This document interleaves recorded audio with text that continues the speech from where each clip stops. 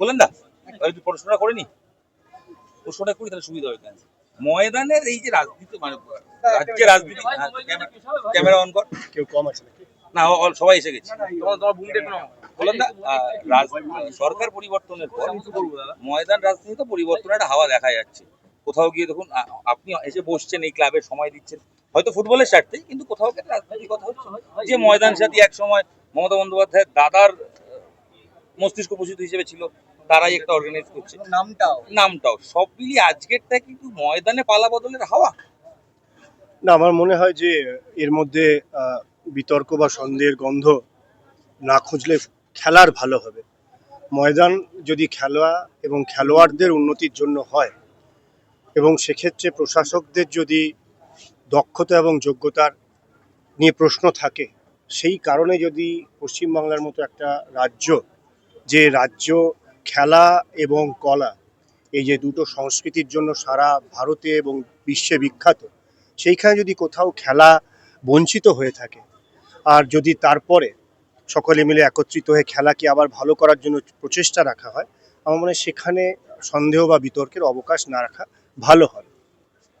এটা ঠিক যে পশ্চিমবঙ্গে দীর্ঘ 15 বছর পর রাজনীতির শাসক দলের পরিবর্তন হয়েছে।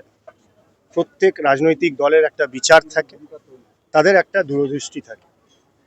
বর্তমানে পশ্চিমবাংলায় ভারতীয় জনতা পার্টির মুখ্যমন্ত্রী এবং ভারতীয় জনতা পার্টির সরকার, আমার দৃঢ় বিশ্বাস যে বিজেপি সারা ভারতে যেরকমভাবে ডেভেলপমেন্ট এবং উন্নতি নিয়ে কথা বলে, উন্নতি করে দেখায়, তার লাভ, তার প্রভাব পশ্চিমবাংলাতেও পড়বে।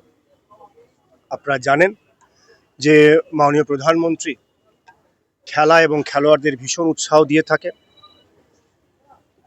অলিম্পিক হোক, প্যারা অলিম্পিক হোক, এশিয়ান গেমস হোক, প্যারা এশিয়ান গেমস হোক, খেলো ইন্ডিয়া হোক, প্যারা খেলো ইন্ডিয়া হোক, ট্রাইবাল খেলো ইন্ডিয়া হোক, ইউনিভার্সিটি খেলো ইন্ডিয়া হোক, সমস্ত খেলোয়াড়দের আর্থিক অনুদান, পরিকাঠামোর বিকাশ এবং আন্তর্জাতিক স্তরে মেডেল জেতা খেলোয়াড়দের যে ইনসেন্টিভ দেওয়ার চল মাননীয় প্রধানমন্ত্রী করেছেন, আমার মনে হয় পশ্চিমবঙ্গ সেখান থেকে বঞ্চিত ছিল। যদি ময়দানে সেই খেলা এবং খেলোয়াড়দেরকে লাভ দেওয়া যায়, তাহলে এর থেকে আনন্দের আর কিছু হবে না। বলে গেলেন, স্বীকার করে গেলেন 15 বছরে আগের যে দল সরকারে ছিল তাদের ভাই ভাইপো লোকজনকে প্রভাবশালীদের নিয়ে চলতে হয়েছে, এটা ময়দানে হয়তো অতীতে ছিল না। আপনিও এআইএফ এর সভাপতি হয়ে একাধিক অনুষ্ঠানে ডাকই পাননি। মোহনবাগান ইলেকশনে আপনি কাছ থেকে দেখেওছেন মোহনবাগান ইলেকশনে কি অবস্থা হয়েছিল, আপনি সেটা সাক্ষী দেখেছেন এবং পরিস্থিতিরও শিকার হয়েছিলেন সব মিলিয়ে। দেখুন, আপনারা দীর্ঘ দশক ধরে আপনারা খেলা ফলো করছেন, খেলা কভার করছেন, আপনারাও ততটাই খেলা সম্পর্কে জানেন যতটা এই এই প্রদেশে হয়, এই রাজ্যে হয়। গত 3 বছরে পশ্চিমবাংলায় কোনো খেলায় ভারতীয় ফুটবল ফেডারেশনের সভাপতি ডাক পাননি, এবং সেজন্য ভারতীয় ফুটবল ফেডারেশনের দোষ নেই, ভারতীয় ফুটবল ফেডারেশনের সভাপতির দোষ নেই। যারা ডাকেননি তাদের মনে হয়েছে যে ডাকা উচিত না।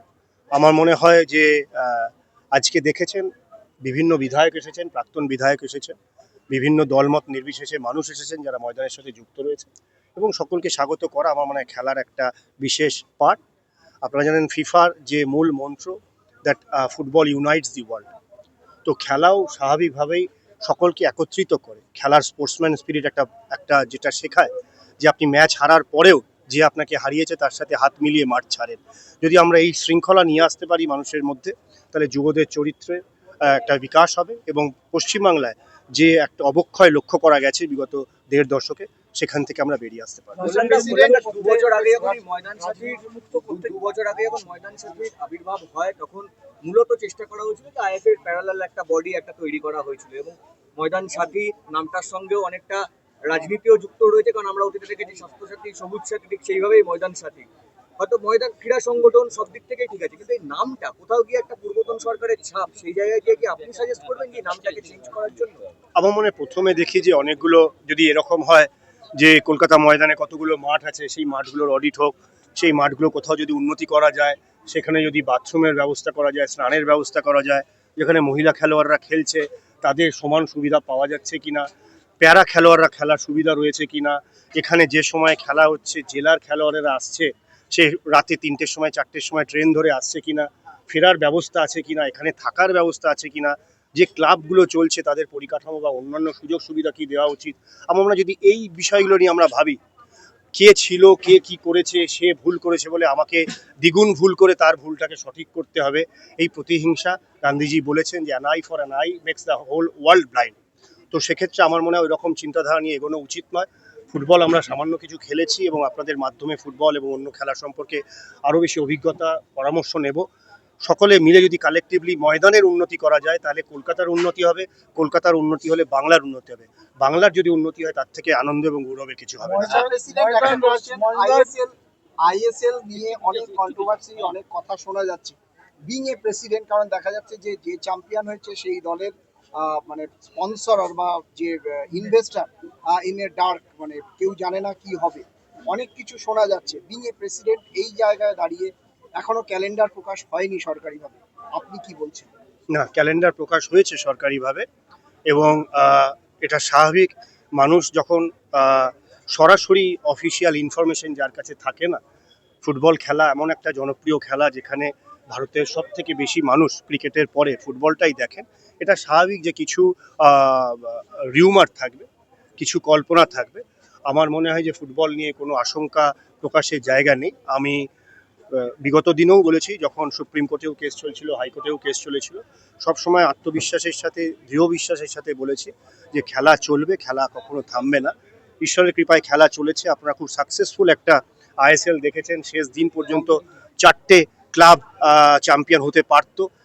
খেলা শেষের পরে সারা মাঠে এত লোক এসেছে, আমার মনে হয় এটাই ফুটবলের সব থেকে বড় বিজ্ঞাপন। একসাথে মিলে ফুটবল এগিয়ে যাবে, চিন্তা করা হবে না। ক্লাব জোট ইতিমধ্যে একটা চিঠি দিয়েছে, তারা চাইছে যে লিগটাকে তারা রান করাতে, বলে সেই জায়গায় দাঁড়িয়ে কি এখনো অবধি স্ট্যান্ড আপনারা নিচ্ছেন? সংশ্লিষ্ট জায়গায় এটা নিয়ে আলোচনা হবে। কালেকটিভলি একটা আলোচনার পরে সকলে মিলে ফুটবলের যেটা ভালো হয় সেই সিদ্ধান্ত নেব। ময়দানকে কি রাজনীতি মুক্ত করা যাবে? রাজনীতি তো কি করতে হবে? যেখানে দুটো ব্যক্তি থাকে সেখানে দুটো মত থাকে এবং দুটো মতের মতানৈক্যই হলো কি রাজনীতি। তো সেক্ষেত্রে রাজনীতি প্রজানীতি বলে কিছু নেই। আমার মনে হয় মতবিরোধকে কাটিয়ে উঠে একসাথে চলতে হবে।